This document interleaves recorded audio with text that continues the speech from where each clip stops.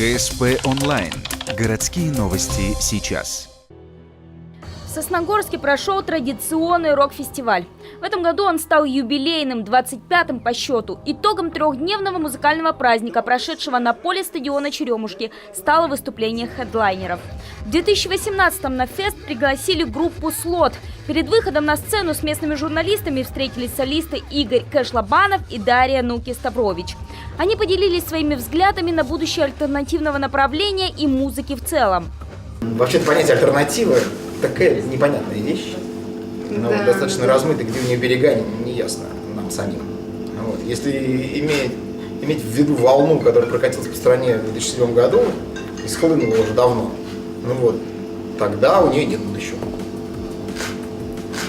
А вообще практика показывает, что будущее есть у совершенно неожиданных коллективов, и сейчас это не альтернатива в нашем привычном понимании. Мне кажется, сейчас вообще времена таких не течений, а индивидуалов. Больше. Понятно, что есть рэп. Вот. Но все равно, если даже на него посмотреть, там все такие все разные. Вот. Нельзя сказать, что они прям вот в одной волне. Мне кажется, это вот просто связано с интернетом, ютубом и прочим. Группа популярного подростка в нулевых поделилась соображениями насчет того, как добиться внимания современной публики. По мнению приглашенных на рок-фест гостей, теперь всю работу по привлечению слушателей делают соцсети.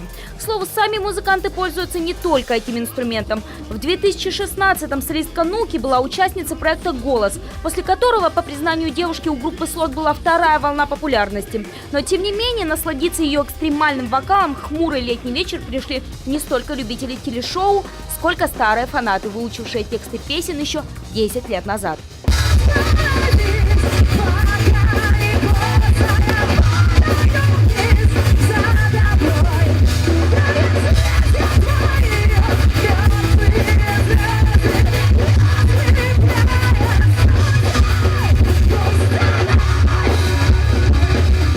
Если мертвые звезды вышли аж в 2007 году, то некоторые прозвучавшие песни презентовали совсем недавно. Например, «На Марс» вышла в апреле этого года.